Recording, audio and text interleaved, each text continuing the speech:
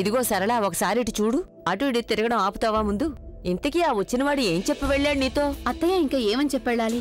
అతనైతే పాపం తన పని చేసుకుంటున్నాడు. మనమే సరిగా పనిచేయడం లేదు. మన గొడవల్లో పడి హాల్ గురించి పట్టించుకోవడమే మానేశాం. నేను అతనికి చెప్పేశాను, ఒక్క పెళ్లి బుకింగ్ కూడా చేయి జారిపోవడానికి వీల్లేదని. అదైతే సరిగ్గానే చెప్పారు, కానీ మీరు మాత్రం ఆ పెళ్లి పనులు చేయడానికి వీల్లేదు. నేనెందుకు పని చేయకూడదు? అది ఎందుకంటే నువ్వు ఎవరింటి పెళ్ళో అయినా సరే అదేదో నీ ఇంట్లో పెళ్లిలాగా టెన్షన్ పడిపోతూ ఉంటావు కదా, అందుకని. డాక్టర్ గారు చెప్పారు కదా, నీ ఆరోగ్యం ఇంకా పూర్తిగా సెరవలేదని. టెన్షన్ పడ్డం నీకు మంచిది కాదు సరళ. అయితే సరే, అప్పుడు వాళ్ళందరూ బయట లైన్ కట్టి నిలబడినివ్వండి. అలాగే వాళ్ళు ఎన్ని మాట్లాంటారో అన్నివ్వండి. నేను మాత్రం అసలు టెన్షన్ తీసుకోను. అయ్యో సరళ, అత్తయ్య మీకు తెలుసా, నేను ఆకలితోనైనా చేస్తాను, కానీ అప్పుల వాళ్ళు మన ఇంటి బయట లైన్ కట్టి నిలబడితే మాత్రం నేను భరించలేను అత్తయ్య.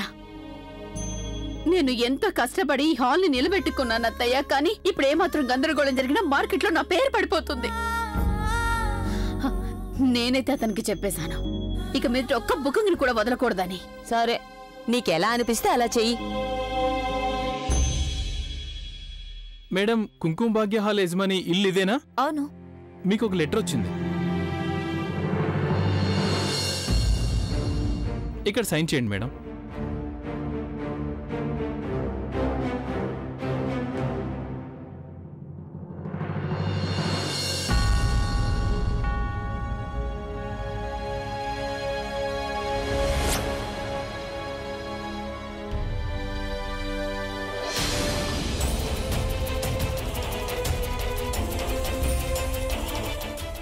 నోటీస్ వచ్చింది అంటే మా మ్యారేజ్ హాల్ లీజ్ క్యాన్సిల్ అయిపోయింది.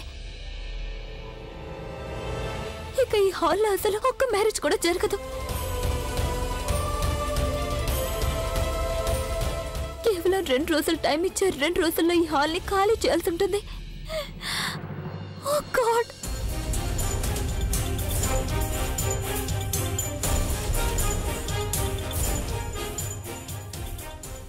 మనం ప్రజ్ఞ పెళ్లైతే చేశాం, కానీ బాధ్యతల నుండి విముక్తులం అయితే అవ్వలేదు కదా. పెద్దింట్లో తనకి సంబంధం జరిగింది. ప్రతి నెల ఏదో ఒక పండుగ అది వస్తూనే ఉంటుందిగా. ఇచ్చిపుచ్చుకోవడాలు తప్పవుగా. పైగా ఇంట్లో అందరికీ కాకపోయినా కనీసం అల్లుడు గారికైనా మనం గిఫ్ట్ ఇవ్వక తప్పదు కదా అత్తయ్య. ఇప్పుడు మీరే చూడండి, దీపావళి వస్తోంది. పెళ్ళయ్యాక ఇది మొదటి పండుగ. ప్రజ్ఞని ఒట్టి చేతులతో ఎలా పంపిస్తాం? కనీసం దానికి ఏదైనా బంగారు వస్తువైనా పెట్టాలిగా. అత్తయ్య ఒకవేళ బంగారం ఇవ్వాలంటే మనం పనిచేసి తీరాల్సిందే కదా. చాలా చిన్న మ్యారేజ్ హాల్ కదా మంది. ఇల్లంతా దాని మీదే నడవాలి. మనం ఇంట్లో కూర్చుంటే డబ్బు దానంతట అది వస్తుందా? మనం పని చేయాల్సింది. పని చేయకపోతే కుంకుమ భాగ్యకి తాళం పడుతుంది కదా అత్తయ్య.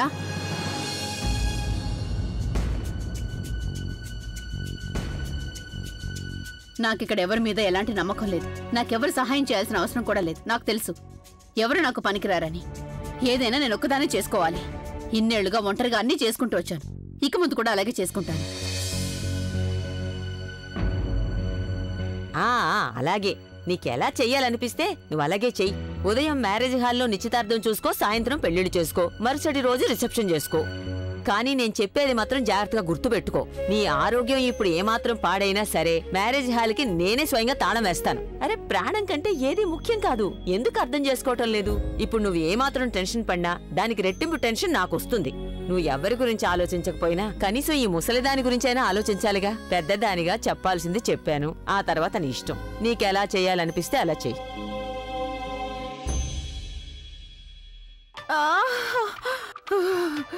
అరే రాబిన్, నాకు ఏం తాగించావురా? అమ్మా, అయ్యో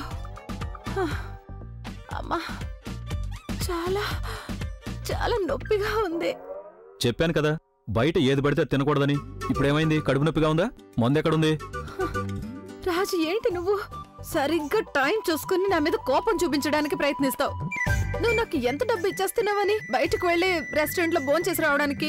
ఆ రాబీ నాకు పొద్దున్నే ఎక్కడి నుంచి ఆ జ్యూస్ తీసుకొచ్చి ఇచ్చాడో అర్థం కావడం లేదు. అప్పటి నుంచి నా పరిస్థితి ఇలా అయిపోయింది రాజ్.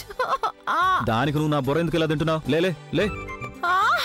ఏమంటున్నావు నువ్వు? తర్వాత చెప్తాను గానీ ముందు నువ్వు లే. నేనేమంటున్నానంటే నువ్వు ఎక్కువగా మాట్లాడుకు, లేకపోతే నీకు తలనొప్పి వస్తుందని. సరేనా? మందులు వేసుకుని విశ్రాంతి తీసుకో. నీకు ఒంట్లో బానే ఉంది కదా? అంటే నీకు నా మీద ఎంత ప్రేమ ఎక్కడి నుంచి పుట్టుకొచ్చిందా అని. నాకు తెలుసు నీకు నా గురించి కొంచెం కూడా ఆలోచన ఉండదని. ఎక్కువగా నాటకాలు ఆడుకు. మరి నేనేం చేయాలి? నిన్ను చూసుకోకపోతే తర్వాత నేనే కదా బాధపడాలి. నీ సంతోషాల గురించి ఆలోచించాలంటే ఏదో ఒక రోజు నేను ఆత్మహత్య చేసుకోవాలి. అలా ఎందుకంటున్నా? మరి కాకపోతే ఇంకేంటి? ఒకవేళ నేను నా మనసు మాట విన్నానంటే నిన్ను చూసుకోవడానికి నేను కనీసం 4 పని వాళ్ళని పనిలో పెట్టాల్సి ఉంటుంది. నువ్వు ఎక్కడికైనా బయటకు వెళ్ళాలంటే ఏసీ కారు కావాలి, భోజనం చేయాలంటే 5 స్టార్ హోటల్కి వెళ్ళాలి. నా గురించి ఆలోచించి మీరేం కంగారు పడక్కర్లేదు. నేను వాటన్నిటి గురించి ఏర్పాటు చేసుకున్నాను. మనకి పెద్ద ఇల్లు ఉంటుంది, బోల్డంత మంది పనోళ్ళు ఉంటారు, కార్లు ఉంటాయి. అంతా నేను అనుకున్నట్టుగానే ఉంటుంది. ఏంటి? ఒక్క నిమిషం నువ్వు పైకిలే చెప్పు. ఇందాకంటే చెప్తున్నావు ఏంటది? ఏం చెప్పడం లేదు నేను అసలు. ఇదంతా ఏదైతే చెప్పానో అది నేను నా కలలో చూశాను. అప్పుడు నీ కలలు కూడా కనకూడదా? దానికి కూడా మీ పర్మిషన్ కావాలా? లేదు కను. ఎన్ని కలలు కావాలంటే అన్ని కలలు ఉదయం సాయంత్రం కంటూ ఉండు. కానీ నువ్వు నీ కలల కారణంగా నా జీవితాన్ని నాశనం చేయొద్దు. విశ్రాంతి తీసుకో. అలాగే తీసుకుంటాను.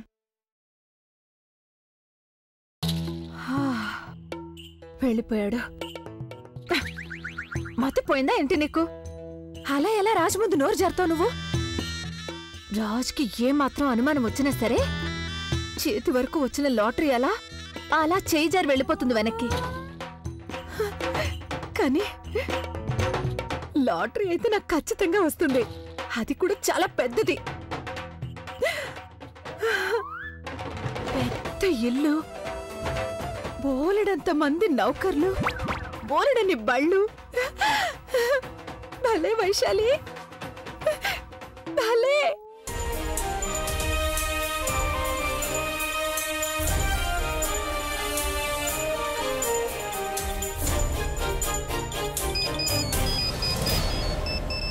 బుల్బుల్ ఫోన్ చేస్తోంది. ఒకవేళ ఈయనకు తెలిసిందంటే ఈయనకి ఇంకా కోపం వస్తుంది. కానీ ఏదైనా ముఖ్యమైన విషయం అయితే అమ్మ బుల్బుల్ని మళ్ళీ ఏవైనా అనిందంటే అప్పుడు. అమ్మా. హలో అక్క. అమ్మా. అమ్మా, అది నేను ఈయనతో కలిసి పూనాకు వెళ్తున్నాను. ఈయనకి ఒక యాడ్ షూట్ ఉంది, అందుకని 2 రోజుల్లో తిరిగి వచ్చేస్తాం. అక్క బావగారితో ట్రిప్కి వెళ్తుంది. ఎవరికి తెలుసా, ఈ ట్రిప్ వల్ల ఇద్దరి మధ్య ఉన్న గొడవలు సర్దుకుపోతాయేమో. నేను అక్కని ఇబ్బంది పెట్టకుండా ఉండాలి. ఏమైనా చెప్పాలా? ఏం లేదక్క, అంటే నాకు నీతో మాట్లాడాలనిపించి ఫోన్ చేశాను. నువ్వు ట్రిప్కి వెళ్ళి తిరిగిరా, అప్పుడు మనం ప్రశాంతంగా మాట్లాడుకుందాం, సరేనా? అలాగే. మీ అమ్మకు మాత్రం ఎందుకు?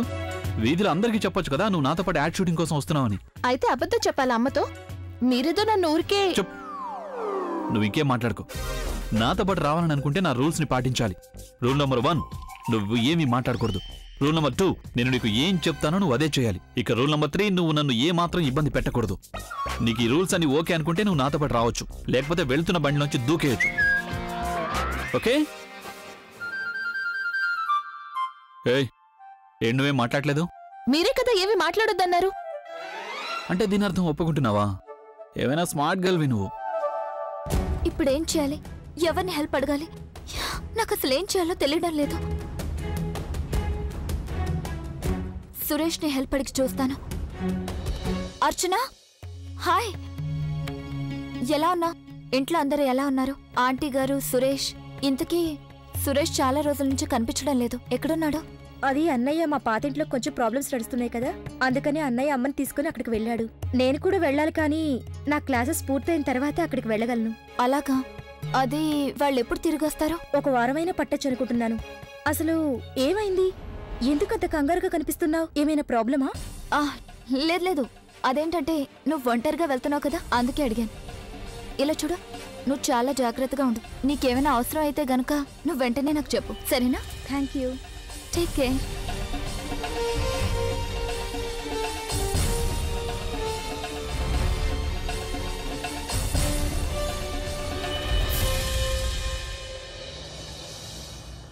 ఒక పేపర్ ఇస్తావా? మోహన్ చూడమని లేదు, పేపర్ ఇవ్వమంటున్నాను. కానీ మీరు పేపర్ చదువుతూ డ్రైవింగ్ ఎలా చేస్తారు? కారు నడపడానికి నాకు పేపర్ కావాలి. ఇవ్వు. అరే, దీనిని ఇలా పట్టుకో. అలాగే పట్టుకో. నాకు పేపర్ చదవాలని లేదు. నేను పేపర్ చదవమని చెప్పడం లేదు, నాకు నీ మొహం చూడాలని లేదు. డ్రైవ్ చేసేటప్పుడు నేను నీ మొహం చూశాననుకో, అప్పుడు నా కాన్సంట్రేషన్ పోతుంది, నీ కారణంగా యాక్సిడెంట్ జరిగే ఛాన్స్ ఉంది. ఇప్పుడు చాలా బాగుంది నాకు. So nice.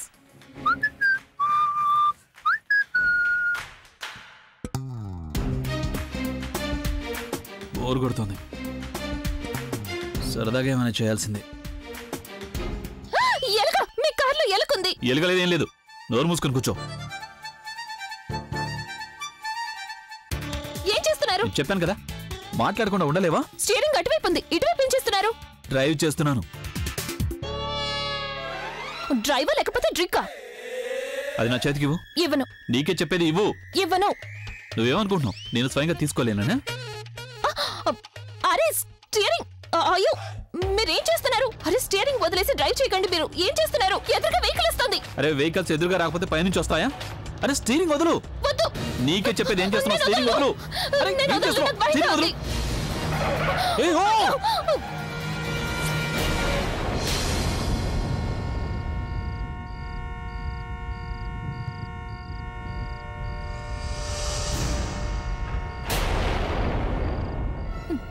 ఏమండి, లేవండి, లేవండి. ఏమైంది మీకు? లేవండి, లేవండి ప్లీజ్. మీరు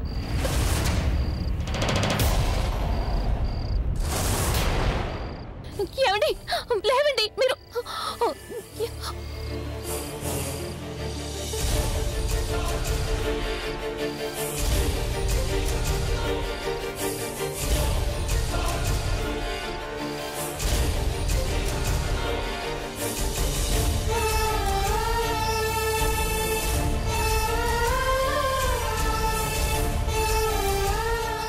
ఏమండి ప్లీజ్ లేవండి. ఏమైంది మీకు? లేవండి. ఊపిరాడుతోంది. ఏమైందండి? లేవండి. ఇక్కడైతే ఎవరూ లేరు. ఎవరైనా ఉన్నారా? ప్లీజ్ లేవండి.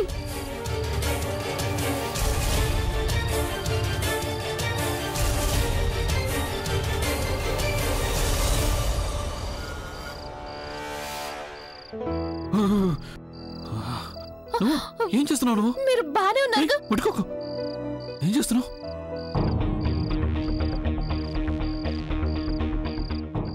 అసలు నువ్వు ఏం చేసావు? అది నేను మీకు స్పృహ రావడం లేదు, అందుకే నేను భయపడిపోయాను. నువ్వు నన్ను చంపడానికి ప్రయత్నించావు కదా, అందుకే నువ్వు కావాలని స్టీరింగ్ ని నీ వైపు తిప్పుకున్నావు. చంపాలని కాదు, కాపాడాలనుకున్నాను. మీరు నాకు థ్యాంక్స్ చెప్పాలి. స్టీరింగ్ నా వైపు తిప్పుకున్నాను, లేకపోతే యాక్సిడెంట్ జరుగుండేది. అప్పుడు మీరు మరి ఇక్కడ కాదు, ఈ నాటకాలు పాటికి. ఆడాల్సిన అవసరం ఏం లేదు. చాలా బాగా తెలుసు నువ్వేం చేయాలనుకున్నావు. మరి మీరేం చేస్తున్నారు? మీ తప్పు ఎందుకు ఒప్పుకోవడం లేదు? ఇందులో నా తప్పేం లేదు.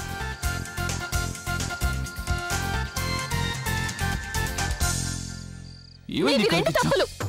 మొదటి తప్పు తాగేసి బండి నడపాలనుకున్నారు. రెండవది మీరు స్టీరింగ్ వదిలేసి నా వైపు ఎందుకు వచ్చారు? నువ్వు నా బాటిల్ ని నీ దగ్గర ఎందుకు దాచుకున్నావు? ఎందుకంటే మీరు మందు తాగడం నాకు ఇష్టం లేదు. మీరు ప్రామిస్ చేశారు మందు తాగి డ్రైవ్ చెయ్యను అని. నేను మందు తాగాలనుకోలేదు, నిన్ను భయపెట్టాలనుకున్నాను. అంటే నన్ను భయపెట్టడానికి స్టీరింగ్ వదిలేశారా? నువ్వు కాసేపు మాట్లాడకుండా ఉంటావా? మీరు మీ తప్పు ఒప్పుకోండి. ఇందులో నా తప్పేం లేదు. ఒకవేళ ఎదురుగా వెహికల్ వస్తుందా నీకు తెలిస్తే నువ్వు నాతో చెప్పాలి, అంతేకాని స్టీరింగ్ తిప్పాల్సిన అవసరం ఏమొచ్చింది నీకు? పాపం చూడు కారు ఎలా అయిపోయిందో. కానీ నీకు చిన్న దెబ్బ కూడా తగలేదు. నువ్వు కనుక స్పృహ కోల్పోయి ఉంటుంటే నేను లేపేవాడిని కాదు, అలాగే వదిలి నన్ను వదిలేసి వెళ్ళుండేవారు అంతేగా. నువ్వు నన్ను చంపడానికి ప్రయత్నించినప్పుడు నేను అలా చేయకూడదా? నాకేమైనా జరిగిందంటే అప్పుడు అమ్మమ్మ నువ్వు నన్ను మిమ్మల్ని- భయపెట్టి మరి చంపుతావా? ప్లీజ్ కాసేపు నువ్వు మాట్లాడుకుంటూ ఉంటావా ప్లీజ్? ఫోన్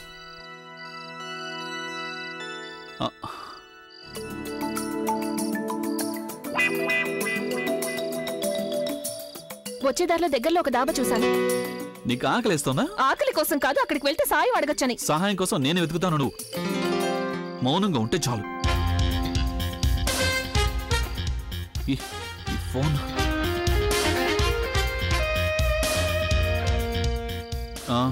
గాలి అటువైపు నుంచి వస్తుంది. అంటే వాస్తు ప్రకారం మనం అటువైపు వెళ్తేనే మంచిది. అటువైపా? అటువైపు వెళ్తే మనకు సాయం దొరుకుతుందో లేదో అస్సలు తెలీదు. ఇటువైపు ధాబా ఉంది, సహాయం దొరుకుతుందనే నమ్మకం కూడా ఉంది. నేను రాను అటువైపు. అంటే అటువైపు నేను ఒంటరిగా వెళ్ళాలా? అవును. బేబీ, ఏంటి? ఇక నాకు నీ గోల తప్పుతుంది. లైఫ్ లో మొదటిసారిగా నువ్వు సరైన డెసిషన్ తీసుకున్నావు. ఇక నువ్వు నీ దారిలో వెళ్ళు, నేను నా దారిలో వెళ్తాను.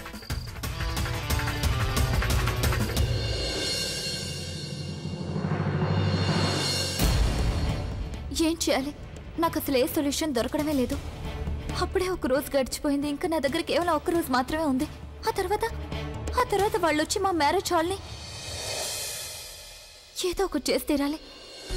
ఎవరికి చెప్పాలి? ఎవరి దగ్గరికి వెళ్ళాలి? ప్రవీణ్ ఒకసారి నాకు చెప్పాడు, తనకి ఎవరో ఒక కార్పొరేటర్ బాగా తెలుసని. తనని నేను లేదు లేదు, నేను ప్రవీణ్ దగ్గర హెల్ప్ తీసుకోవడం కుదరదు. నేనే స్వయంగా తన్ని దూరంగా వెళ్ళమని చెప్పాను. కానీ ఇప్పుడు నేనే తన్ని. కానీ నేను ఇదంతా కూడా నా కోసమేం చేయడం లేదు కదా. నేను ఇదంతా అమ్మ కోసమే చేయాలి.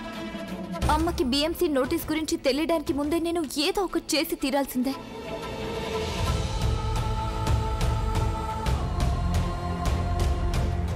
నేను ప్రవీణ్ దగ్గర హెల్ప్ తీసుకోవాలి.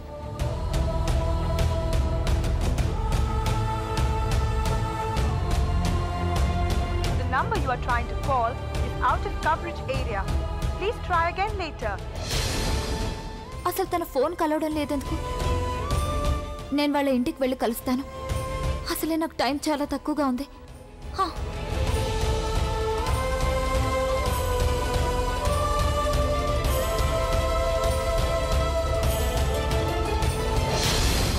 బుల్బుల్ ఇంత హడావిడిగా ఎక్కడికి వెళ్తున్నావు నువ్వు? పూర్ణిమ, నేను ప్రజ్ఞ అక్కను కలిసి వస్తాను. తన్ని చూసి చాలా రోజులైంది. సరే, నేను వెంటనే వస్తాను. అయితే నేను కూడా వస్తాను కదా నీతో పాటు.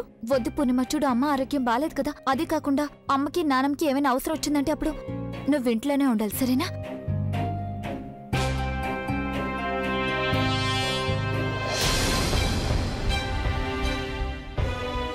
బుల్బుల్ నీ ఫోన్. తన ఫోన్ కూడా మర్చిపోయి వెళ్ళింది.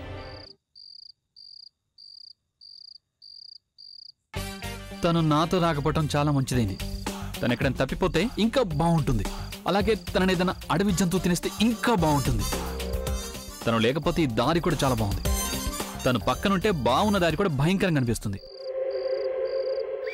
భయంకరమా?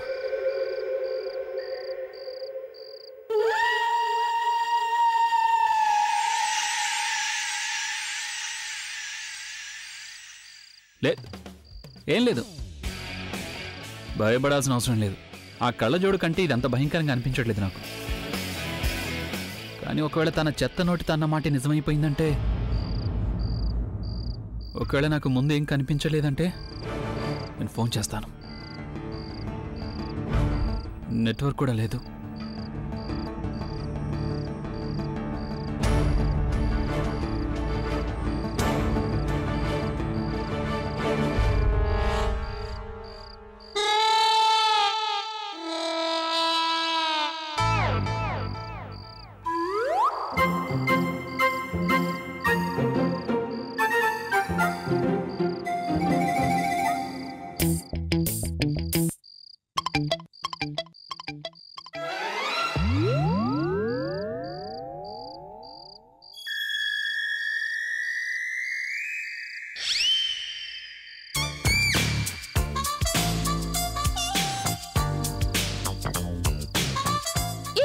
మాటి మాటికి వెనక్కి తిరిగేందుకు చూస్తున్నారు? సైలెంట్ గా ముందుకు వెళ్ళొచ్చు కదా.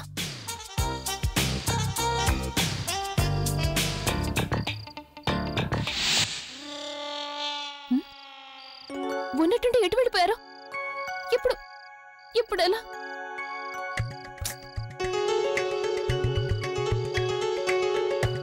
ఏమండి ఎక్కడున్నారు?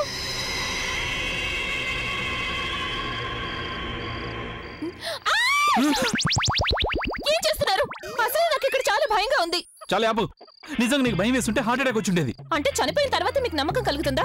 మరి అంత అదృష్టం లేదనుకుంటాను నాకు. అంతా మీ వల్లే జరిగింది. మీ వల్లే మన ఇద్దరు ఇక్కడ ఇరుక్కుపోవాల్సి వచ్చింది. నువ్వేలా ఇరుక్కుపోయావు? నువ్వు హెల్ప్ కోసం వెళ్ళావు కదా, మరి నా వెనకెందుకు వచ్చావు? అది ఒంటరిగా వెళ్ళడానికి భయం వేసింది. జంతువులు చూసి నీకా, నిన్ను చూసి జంతువులుగా? అయినా నాకు తెలుసు నువ్వేం చేస్తున్నావు. నువ్వు కావాలని నా వెనకొస్తున్నావు, నన్ను భయపెట్టడానికి. నేనేమనుకున్నానంటే, నేను మీ వెనకే వస్తున్నానంటే మీకు కోపం వస్తుంది, అరుస్తారు, అందుకే సైలెంట్ గా వచ్చాను. నీ ప్లాన్ మొత్తం ఫ్లాప్ అయిపోయింది. నువ్వు నన్ను యాక్సిడెంట్ చేసి చంపాలనుకున్నావు. అది కుదరకపోయేసరికి నువ్వు నన్ను హార్ట్ అటాక్ తెప్పించి చంపాలనుకున్నావు. కానీ ఇప్పుడు గేమ్ మారిపోయింది.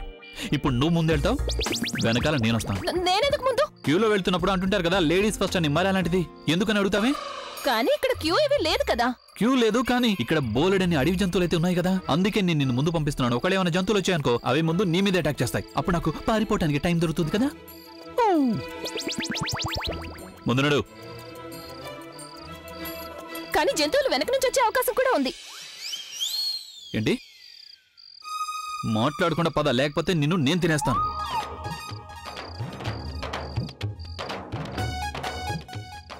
ఎప్పుడు వదులుతుందో అర్థం కావట్లేదు ఈ గోల. ఇలా నన్ను ఎంతసేపు నడవాలి? పైగా మీరు అసలు ఏమీ మాట్లాడడం లేదు. నాకు భయంగా ఉంది. ఎందుకు సైలెంట్ గా ఉన్నారు? నాకు తెలుసు మీరు కావాలని ఇలా సైలెంట్ గా ఉండి నన్ను భయపెట్టాలనుకుంటున్నారు. చూడండి ఇలాగైతే ఏమైపోయారు? ఏం చేస్తున్నారు అక్కడ? ఫోన్లో సిగ్నల్ కోసం చూస్తున్నాను. నీ బాధ నుంచి నేను తొందరగా బయటపడిపోవచ్చు కదా, అందుకని. అయితే ఇక్కడెందుకు? ఇంకా పైకెక్కి చూడండి, సిగ్నల్ బాగా వస్తుంది. ఏంటి? ఏం కావాలి నీకు? నేను కోతిలాగా పైకెక్కి గబ్బినలాగా కిందికి వెళ్ళాడాలి, అప్పుడు నువ్వు నన్ను చూస్తూ చప్పట్లు కొట్టొచ్చానా? Sorry, no entertainment. దొరికింది, సిగ్నల్ దొరికింది. అరే ఇప్పుడు కాల్ వెళ్తుంది. మీ కాలు స్లిప్ అవుతుంది. నోర్మై, మీ కాల్ స్లిప్ అవుతుందండి. నెట్వర్క్ వస్తుంది పోతుంది. జాగ్రత్త. అది కాదండి. దొరికింది. హలో